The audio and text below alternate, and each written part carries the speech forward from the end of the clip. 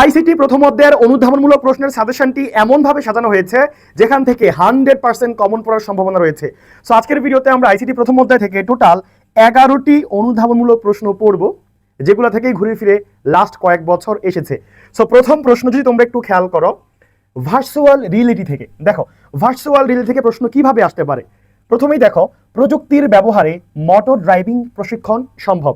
তারপর দেখো, ঘরের মধ্যেই ড্রাইভিং শেখা সম্ভব। বাস্তবে অবস্থান করেও কল্পনাকে ছুঁয়ে দেখা সম্ভব। সো এগুলোর উত্তর তিনটাই প্রায় সেম হবে। সো আমরা দেখো, প্রযুক্তির ব্যবহারে মোটর ড্রাইভিং প্রশিক্ষণ সম্ভব কথাটি ব্যাখ্যা করো। এখন এখানে তো ভার্চুয়াল রিয়েলিটি ক্লুটা দেওয়া আছে, সো এখানে তো দেওয়া নাই, বা ঘরের মধ্যেই ড্রাইভিং শেখা সম্ভব, এখানে তো ক্লু দেওয়া নাই, তাই না? সো এটা দেখে আমাদেরকে বুঝে নিতে হবে। আমরা সংজ্ঞাটা খেয়াল করব। ভার্চুয়াল রিয়েলিটির সংজ্ঞাটা হচ্ছে এইরকম, যে বাস্তব নয় তবে বাস্তবের মতো পরিবেশ তৈরি করা যায়, সেটা হচ্ছে ভার্চুয়াল রিয়েলিটি, তাই না? সো তুমি ঘরের মধ্যেই বসে ড্রাইভিং শিখবা, তোমার ঘরে কিন্তু রাস্তা নাই, গাড়ি নাই, কিন্তু ভার্চুয়াল রিয়েলিটির যে উপাদান সেগুলো আছে, সেটার মাধ্যমে তুমি ঘরে বসেই শিখতে পারবা। অর্থাৎ বাস্তব না, কিন্তু বাস্তবের মতো পরিবেশ তৈরি করতে পারতেছো।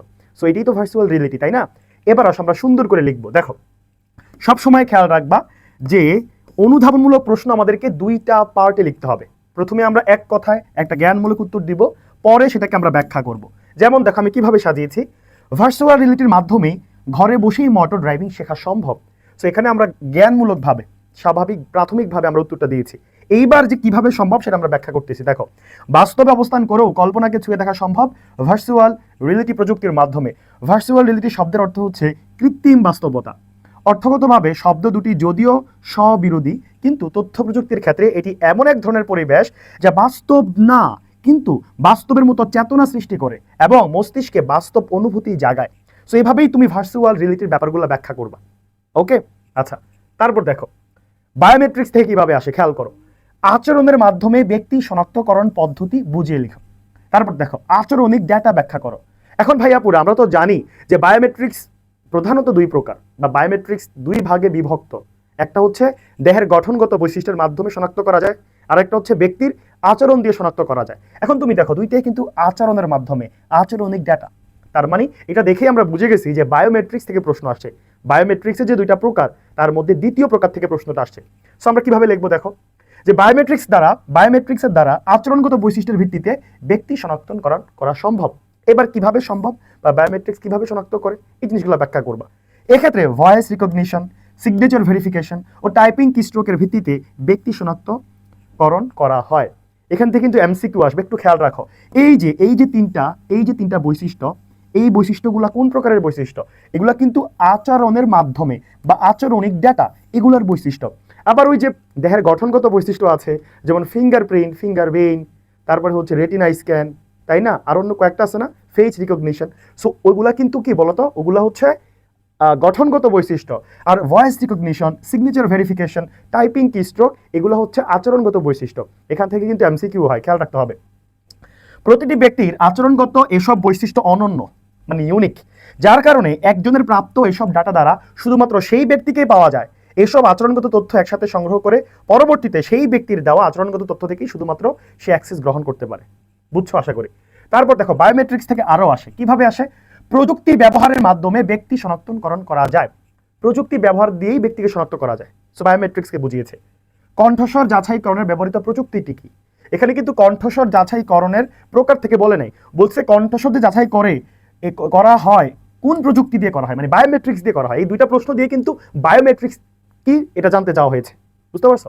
আসো, তবে দেহের বিভিন্ন অঙ্গ প্রত্যঙ্গের গাঠনিক চিহ্ন ও বৈশিষ্ট্য এবং আচরণগত বৈশিষ্ট্যের, যেমন কণ্ঠস্বর যাচাইকরণ, সুনির্দিষ্ট পরিমাপের ভিত্তিতে কোনো ব্যক্তিকে অদ্বিতীয়ভাবে বা ইউনিকভাবে শনাক্তকরণে ব্যবহৃত প্রযুক্তি হচ্ছে বায়োমেট্রিক্স। সো আমি আর এখানে বায়োমেট্রিক্সের আর এগুলো পড়ে না দিচ্ছি, তোমরা বুঝো যে বায়োমেট্রিক্স কিভাবে শনাক্ত করে বা বায়োমেট্রিক্স কোথায় কোথায় কাজে লাগে। আমরা যে ফোন ব্যবহার করি, আমি নিশ্চিত যে তোমাদের বেশিরভাগ শিক্ষার্থীর ফোনেই কিন্তু ফিঙ্গারপ্রিন্ট যে অপশন সেটা আছে, তাই না? আবার ফেস রেকগনিশন, মানে চেহারা দেখি যে তোমরা লক খুলতে পারো, এই ফিচারগুলো তোমাদের বেশিরভাগ শিক্ষার্থীর ফোনে আছে, সেগুলো বায়োমেট্রিক্স। সেগুলো এখানে সাজিয়ে লিখবা। তারপর দেখো, আর্টিফিশিয়াল ইন্টেলিজেন্স থেকে কিভাবে প্রশ্ন আসে, ভালো করে খেয়াল করো। বর্তমানে ড্রাইভারবিহীন গাড়িতেও যাতায়াত করা যায়, মানে গাড়ি চলবে কিন্তু ড্রাইভার থাকবে না। তারপর দেখো, কৃত্রিম বুদ্ধিমত্তা ব্যাখ্যা করো। তার মানে এটা কৃত্রিম বুদ্ধিমত্তা বুঝিয়েছে। দেখো, বর্তমানে ড্রাইভারবিহীন গাড়িতেও যাতায়াত করা যায় বলতে গাড়ি চালাতে কৃত্রিম বুদ্ধিমত্তার প্রয়োগকে বোঝানো হয়েছে। এইবার আমরা কৃত্রিম বুদ্ধিমত্তা সম্পর্কে এখানে লিখবো। এখানে আমরা জ্ঞানমূলকভাবে প্রাথমিক উত্তরটা করেছি, এইবার এখানে বিস্তারিত করব এবং ঠিক দুইটা প্যারাই কিন্তু আমরা করব। ঠিক আছে, কৃত্রিম বুদ্ধিমত্তা বলতে বস্তুতপক্ষে যন্ত্রের বুদ্ধিমত্তাকে বোঝায়। মানুষের চিন্তা ভাবনার অথবা বুদ্ধিমত্তার পদ্ধতিটাকে কৃত্রিম উপায়ে প্রযুক্তি নির্ভর যন্ত্র বা কম্পিউটারের মাধ্যমে বাস্তবায়ন করাটাই হলো কৃত্রিম বুদ্ধিমত্তা। কৃত্রিম বুদ্ধিমত্তার স্পষ্ট বাস্তব প্রয়োগ দেখতে পাই আমরা গাড়ির অটো ড্রাইভিংয়ে। ড্রাইভারবিহীন স্বয়ংক্রিয় গাড়িগুলোকে সেলফ ড্রাইভিং ভেহিকেল বলা হয়। মানববিহীন গাড়ি বা সেলফ ড্রাইভিং কার বা ড্যাশ ড্যাশ ড্যাশ দিয়ে দিবা। ওকে, তারপর দেখো ক্রায়োসার্জারি। ভাই এখান থেকে তো মাস্ট প্রশ্ন আসে। এখন দেখো কিভাবে প্রশ্ন আসে, দেখো নিম্ন তাপমাত্রায় চিকিৎসা সম্ভব, অতিরিক্ত রক্তক্ষরণ ছাড়াই অপারেশন সম্ভব। সেগুলো দেখি তুমি বুঝে গেছো ক্রায়োসার্জারি থেকে আসছে। তো চলো আমরা সমাধান করি। নিম্ন তাপমাত্রায় অথবা অতিরিক্ত রক্তক্ষরণ ছাড়াই চিকিৎসা পদ্ধতিটা হচ্ছে ক্রায়োসার্জারি। এবার ক্রায়োসার্জারিতে কিভাবে চিকিৎসা করে, তাপমাত্রা কমিয়ে, ঠিক আছে, নানাভাবে চিকিৎসা করে, এই জিনিসটা আমরা সাজিয়ে লিখবো। দেখো ক্রায়োসার্জারি হচ্ছে এক প্রকার চিকিৎসা পদ্ধতি যার মাধ্যমে অত্যাধিক শীতল তাপমাত্রা প্রয়োগ করে ত্বকের অস্বাভাবিক এবং রোগাক্রান্ত টিস্যু ধ্বংস করা হয়। ক্রায়োথেরাপিতে টিউমার টিস্যুর তাপমাত্রা 12 সেকেন্ডের ভিতরে কমিয়ে -120°C থেকে -165°C তাপমাত্রায় নিয়ে আসা হয়। এই সময় ক্রায়োপ্রোব বা একটি সূচের প্রান্ত দ্বারা টিউমার টিস্যুর ভিতর খুব দ্রুত তরল আর্গন গ্যাসের নিঃসরণ করানো হয়। সো আমি এখানে বিস্তারিত দিয়েছি, তুমি চাইলে আরেকটু কমে লিখতে পারো, এটা লিখলে অনেক বড় হয়ে যাবে। সো বইয়ের ভাষা যেহেতু দেওয়া, এখানে একটু বড় করে দেওয়া আছে। আমি তোমাদেরকে বলবো যে খুব বেশি বড় করার দরকার নেই, অনেক বড় করার দরকার নেই, কারণ এখানে হচ্ছে 2 নম্বর। শিক্ষক তোমাকে 2 নম্বর কিভাবে দিবে জানো, তুমি এই জায়গাটা, এই পয়েন্টটা ঠিকঠাকভাবে লিখছো কিনা এবং এখানে মূল কথাগুলো লিখছো কিনা, তাইলেই দিবে। অনেক বড় করতে হবে না, এখানে একটু বড় করে দেওয়া। তারপর দেখো, আচ্ছা আমরা তাহলে 5টি পড়ছি, আরও 6টি আমরা পড়বো। তার আগে একটু বলে নেই, আমাদের আই ক্যাম্পাসের ফাইনাল রিভিশন ব্যাচে ভর্তি শুরু হয়েছে এইচএসসি 26 এবং 27-এর জন্য। আমাদের মূল টার্গেট বোর্ড পরীক্ষা। বোর্ড পরীক্ষায় তুমি কিভাবে সর্বোচ্চ রেজাল্ট করবা সেটার জন্য হচ্ছে এই কোর্স। A to Z সব কভার করা হবে। যেমন দেখো ইবিআই কোর্স, ইবিআই বলতে ইংরেজি, বাংলা, আইসিটি, কমন যে 3টা বিষয় এগুলো তোমাদের সবার আছে। সায়েন্স, কমার্স, আর্টস সব বিভাগের এই 3টা বিষয় আছে। এই 3টা বিষয়ে মোট 500 মার্কের প্রস্তুতি, তাই না? বাংলা, ইংরেজি, আইসিটি। আমরা একেবারে প্রথম থেকে শুরু করব, বেসিক থেকে শুরু করব। A to Z live class হবে, প্রত্যেকটা টপিক ধরে ধরে বিশ্লেষণ করে পড়ানো হবে। পরীক্ষা থাকবে, প্র্যাকটিস শিট থাকবে, লেকচার শিট থাকবে, ফাইনাল সাজেশন থাকবে, মডেল টেস্ট থাকবে। অর্থাৎ যত রকম সার্ভিস দেওয়া যায়, যতভাবে তোমাকে পূর্ণাঙ্গ প্রিপারেশন নিয়ে দেওয়া যায়, সেই চেষ্টা আমরা করব। কোর্স ফি 3000 টাকা না, 50% ছাড়ে 1490। আবার দেখো গ্রুপ সাবজেক্ট, মানবিকের অনেকগুলো গ্রুপ সাবজেক্ট না, টোটাল 13টা গ্রুপ সাবজেক্ট আছে। তোমার যে 4টা, তুমি সেই 4টা পড়বা। আমরা টেক্সট বই ধরে ধরে পড়াবো, ঠিক আছে? টেক্সট বই ধরে ধরে পড়াবো। যেমন ধরো সমাজকর্ম, এটার উপরে আমাদের প্রায় 15, 16 বা 18, 20টার মতো ক্লাস থাকবে, বুঝছো? তোমার যে 4টা, তুমি সেই 4টা পড়বা। টেক্সট বই ধরে ধরে পড়াবো, সিকিউ এমসিকিউ প্র্যাকটিস করাবো, ফাইনাল সাজেশন দিব। ওকে, দুইটাতে একসাথে ভর্তি হলে তুমি 2490 টাকায় ভর্তি হতে পারবা। এত বড় সুযোগ কি তুমি কখনো পাবা? তোমার এইচএসসি লাইফের পুরো সব কিছু কভার হয়ে যাবে জাস্ট 2490 টাকায়। আর কোনো প্রাইভেট লাগবে না, কিচ্ছু লাগবে না। তারপর দেখো ব্যবসায় শিক্ষা বিভাগের জন্য ইবিআই তো মূলত সবার জন্য। তারপর দেখো ব্যবসা শিক্ষারও গ্রুপ সাবজেক্টগুলো আছে। হিসাব বিজ্ঞান নিয়ে তোমরা অনেকেই টেনশন আছো। আমাদের এখানে এক্সপিরিয়েন্স শিক্ষক আছে যারা ঢাকা বিশ্ববিদ্যালয়ের শিক্ষার্থী, মানে বিজনেস স্টাডিজের শিক্ষার্থী এবং 5-6 বছর ধরে এই লাইনে পড়াচ্ছে, তারা তোমাদের ক্লাস নিবে। সো দেখো আমাদের এখানে ইবিআই বার্স প্লাস কমার্সের গ্রুপ সাবজেক্ট টোটাল হচ্ছে 2490। যারা ভর্তি হতে চাও দ্রুতই ভর্তি হয়ে যাও, আমরা শীঘ্রই ক্লাস শুরু করতেছি। এই নাম্বারে হোয়াটসঅ্যাপ করো বা ফেসবুক পেজে মেসেজ দাও। আচ্ছা, তারপর দেখো রোবোটিক্স থেকে প্রশ্ন আসে কিভাবে। দেখো ঝুঁকিপূর্ণ কাজ যন্ত্রের সাহায্যে করা সম্ভব, এটা পড়েই তুমি বুঝে গেছো এটা রোবোটিক্স। ঝুঁকিপূর্ণ কাজে ব্যবহৃত যন্ত্রটি কিভাবে মানুষের বিকল্প হিসাবে কাজ করে, সেম প্রায়। আসো, ঝুঁকিপূর্ণ কাজে ব্যবহৃত যন্ত্রটি দ্বারা রোবটকে ইঙ্গিত করা হয়েছে। এইবার আসো ব্যাখ্যা করো। যে সকল কাজ মানুষের জন্য বিপজ্জনক বা প্রায় অসম্ভব, সেসব কাজ রোবট দ্বারা নিরাপদ দূরত্ব থেকেই করে ফেলা যায়। যেমন মাইন ও অন্যান্য বিস্ফোরক নিষ্ক্রিয়করণে, সমুদ্রের তলদেশে অনুসন্ধান, হারানো জাহাজ খোঁজা, বিষাক্ত ক্ষতিকর রাসায়নিক দ্রব্য বা রেডিও অ্যাক্টিভ পদার্থ ব্যবহার বা ইত্যাদি, ঠিক আছে? তারপর দেখো বিশ্বগ্রাম থেকে কিভাবে প্রশ্ন আসে। তথ্য প্রযুক্তি নির্ভর বিশ্বই বিশ্বগ্রাম, এই প্রশ্নটা প্রচুর আসে। তথ্য প্রযুক্তি নির্ভর বিশ্বই বিশ্বগ্রাম। কানেক্টিভিটি বিশ্বগ্রামের মূল চালিকা শক্তি। এই যে জিনিসটা, এখান থেকে একটা এমসিকিউ আসে, একটু মনে রাখো সবাই। একটা এমসিকিউ আসে, বিশ্বগ্রামের মেরুদণ্ড কি, বিশ্বগ্রামের মূল চালিকা শক্তি কি? উত্তর হবে কানেক্টিভিটি বা সংযুক্ততা। ওকে, এখন দেখো বর্তমান সময়কে বলা হয় তথ্য ও যোগাযোগ প্রযুক্তির যুগ বা বিশ্বায়নের যুগ। তথ্য যোগাযোগ প্রযুক্তির কল্যাণে সারা বিশ্ব আজ পরিণত হয়েছে বিশ্বগ্রামে, আর কানেক্টিভিটি বিশ্বগ্রামের মূল চালিকা শক্তি। আমরা এমনভাবে উত্তরটা সাজিয়েছি যাতে 2টা প্রশ্নেরই উত্তর করা যায়। ওকে, বিশ্বগ্রাম হচ্ছে এমন একটি পরিবেশ যেখানে পৃথিবীর সকল মানুষ একটি একক সমাজে বসবাস করে এবং ইলেকট্রনিক মিডিয়ার মাধ্যমে একে অপরকে সেবা প্রদান করে থাকে। আর কানেক্টিভিটি বলতে বোঝায় মূলত ইন্টারনেট সংযোগ, ঠিক আছে, যেটা হচ্ছে বিশ্বগ্রামের মূল চালিকা শক্তি। ওকে, ওকে, তারপর নেটওয়ার্ক বা কানেক্টিভিটি যার মাধ্যমে বিভিন্ন উপাত্ত ও তথ্য বিশ্বগ্রামের প্রতিটি মানুষের নিকট পৌঁছাতে পারে। তারপর দেখো ন্যানো টেকনোলজি থেকে কিভাবে প্রশ্ন আসে। দেখো, ক্ষুদ্র আকারের জিনিস দিয়ে বড় আকারের জিনিস তৈরি করার প্রযুক্তিটি ব্যাখ্যা করো। তারপর টপ টু ডাউন পদ্ধতিতে কাজ করার প্রযুক্তি ব্যাখ্যা করো। আণবিক পর্যায়ে গবেষণার প্রযুক্তিটি ব্যাখ্যা করো। সো ন্যানো টেকনোলজি দিয়ে কি করা যায় সেই ক্লুটা দিচ্ছে। দেখছো, আণবিক পর্যায়ে গবেষণা, টপ টু ডাউন পদ্ধতি, ক্ষুদ্র আকার জিনিস দিয়ে বড় আকারের জিনিসের প্রযুক্তিটি ব্যাখ্যা করো। অর্থাৎ এই তিনটা দিয়ে কিন্তু ন্যানো টেকনোলজি বোঝায় এবং তোমাকে বলছে ন্যানো টেকনোলজিটা ব্যাখ্যা করো। দেখছো, তার মানে সেম জিনিস। আমরা অনেকে বুঝতে মানে ভুল করি, অনেকে দেখা যায় সবগুলো মুখস্থ করতে যায়, সবগুলো তো সেম, তাই না? তো দেখো, ক্ষুদ্র আকারের জিনিস দিয়ে বড় আকারের জিনিস তৈরি করার বা আণবিক পর্যায়ে গবেষণার প্রযুক্তিটি হচ্ছে ন্যানো প্রযুক্তি। এই পদ্ধতিতে ক্ষুদ্রাতি ক্ষুদ্র আণবিক উপাদান থেকে শুরু করে ধীরে ধীরে বড় কোনো জিনিস তৈরি করা হয়। এই প্রযুক্তির ব্যবহারের মাধ্যমে বৃহৎ স্কেলে পণ্য উৎপাদন সম্ভব হচ্ছে এবং উৎপাদিত পণ্য আকারে সূক্ষ্ম ছোট হলেও অত্যন্ত মজবুত, বিদ্যুৎ সাশ্রয়ী, টেকসই ও হালকা হয়। আচ্ছা, তারপর দেখো জেনেটিক ইঞ্জিনিয়ারিং থেকে প্রশ্ন আসছে। ভাই, প্রশ্ন আসবেই, মাস্ট, এগুলোকে মিস হয় না। তো কিভাবে আসে দেখো, প্রযুক্তির কল্যাণে বর্তমানে উচ্চ ফলনশীল শস্য উৎপাদন সম্ভব হচ্ছে।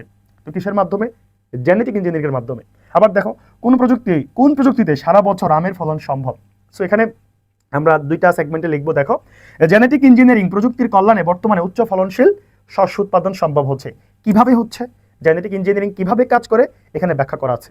দেখো, জেনেটিক ইঞ্জিনিয়ারিং হলো জীবদেহের জিনোমকে প্রয়োজন অনুযায়ী সাজিয়ে বা একাধিক জীবের জিনোমকে জোড়া লাগিয়ে নতুন জীবকোষ সৃষ্টির কৌশল। ওকে, এখানে আরো ডট ডট দেওয়া আছে, একটু পড়ে নিবা। তারপর দেখো, তথ্য যোগাযোগ প্রযুক্তির সাম্প্রতিক প্রবণতা। দেখো, প্রতিরক্ষা ও আইসিটি একে অপরের পরিপূরক। ভাই, এই প্রশ্নটা তোমরা যদি দেখো বিগত বছরগুলোতে কত বেশি যে আসছে সেটা বলা বাহুল্য। এটা অবশ্যই ভালো করে পড়বা যে প্রতিরক্ষা ও আইসিটি একে অপরের পরিপূরক। দেখো, যে কোনো দেশের সার্বভৌমত্ব ও জনগণের নিরাপত্তা ব্যবস্থা তথা প্রতিরক্ষা ব্যবস্থার সাথে আইসিটির শক্তিশালী আন্তঃসম্পর্ক রয়েছে। আইসিটি বা তথ্য যোগাযোগ প্রযুক্তির ব্যাপক ব্যবহার বিশ্বের সকল দেশের প্রতিরক্ষা ব্যবস্থায় ভিন্ন মাত্রা যোগ করেছে, তাই না? বর্তমানে এই যে প্রযুক্তির ব্যবহার তোমরা যদি খেয়াল করো, যে প্রতিরক্ষা খাতে তুমি যদি দেখো যে সেনাবাহিনী, নৌবাহিনী, পুলিশ বা যারা আছে এরকম দেশের সার্বভৌমত্ব রক্ষায় যারা নিয়োজিত, তারা কি পরিমাণ ব্যবহার করে, তাই না? ওকে, আইসিটির সহায়তায় তৈরিকৃত আধুনিক যুদ্ধাস্ত্র, কৃত্রিম বুদ্ধিমত্তা সম্পন্ন স্মার্ট বোমা, মনুষ্যবিহীন এয়ারক্রাফট প্রভৃতি আধুনিক প্রযুক্তির সংযুক্তি প্রতিরক্ষা ব্যবস্থাকে স্বয়ংসম্পূর্ণ করে তুলেছে। তাই বলা যায় প্রতিরক্ষা আইসিটি একে অপরের পরিপূরক। ওকে, তারপর দেখো, ই কমার্স থেকে একটা প্রশ্ন আসে যে ই কমার্স ব্যবসা বাণিজ্যকে সহজ করেছে, অথবা ক্রেতা বিক্রেতাকে তাদের উৎপাদিত পণ্য ক্রয় বিক্রির জন্য অন্যত্র যেতে হয় না। ব্যাখ্যা করো, অন্যত্র যেতে হয় না কেন? ই কমার্স রয়েছে তাই। সো ই কমার্সকেই আমরা ব্যাখ্যা করব। তাহলে চলো, ক্রেতা বিক্রেতাকে তাদের উৎপাদিত পণ্য বিক্রি করার জন্য তাদের অন্যত্র যেতে হয় না, তাই ই কমার্স প্রযুক্তির কল্যাণ হয় না। ই কমার্সের প্রযুক্তির কল্যাণে ই কমার্স ব্যবসা বাণিজ্যকে সহজ করেছে। কিভাবে সহজ করেছে? মার্কেট প্লেসে বিক্রি করা যায়, ক্রেতা বিক্রেতা সেখানে নেগোসিয়েশন করতে পারে, সেখান থেকে পেমেন্ট করা যায়। এই ব্যাপারগুলো সুন্দর করে সাজিয়ে লিখে দিবা। ওকে, তাহলে আমরা টোটাল কয়টি প্রশ্ন পড়েছি ভাইয়া? আমরা টোটাল 11টি প্রশ্ন পড়েছি। আমি আশাবাদী ইনশাল্লাহ এখান থেকেই চলে আসবে। এগুলো খুব ভালো করে পড়িও এবং টপিকগুলো বোঝার চেষ্টা করতে হবে। জেনেটিক ইঞ্জিনিয়ারিং কিভাবে কাজ করে, ন্যানো টেকনোলজি, এগুলোর বেসিক তোমার থাকতে হবে ভিতরে, তাহলে এই সকল প্রশ্ন উত্তর করা কোনো ব্যাপারই না। ওকে, সো পরিশেষে আবার একটু স্মরণ করে দিতে চাই আমাদের ফাইনাল রিভিশন ব্যাচের কথা। এত সুযোগ সুবিধা সম্পন্ন একটা কোর্স, তুমি দেখবা তোমার প্রিপারেশন অন্য মাত্রায় চলে যাবে। ঠিক আছে, তোমার প্রিপারেশন গুছিয়ে ফেলছো, তারপরেও এটাতে ভর্তি হও, দেখবা প্রিপারেশন কোন জায়গায় চলে যায়। ওকে, সো দেখো, ইবিআই কোর্স ইংরেজি বাংলা আইসিটির মানবিকের গ্রুপ সাবজেক্ট দুইটা একসাথে আবার 2490, শুধু ইবিআই হচ্ছে 1490। ইবিআইতে তো সবাই ভর্তি হবা, তাই না? আর্টস, কমার্স, সায়েন্স, এখানেও দেখো ইবিআই গ্রুপ সাবজেক্ট দুইটা একসাথে 2490। যারা ভর্তি হতে চাও দেখো 01682499853, এটা আমাদের WhatsApp number, official WhatsApp number. এটাতে টেক্সট করো, ফোন করো, কল করো বা আমাদের ফেসবুক পেজে মেসেজ দাও। তো সবাই ভালো থাকো, সবার জন্য অনেক অনেক দোয়া।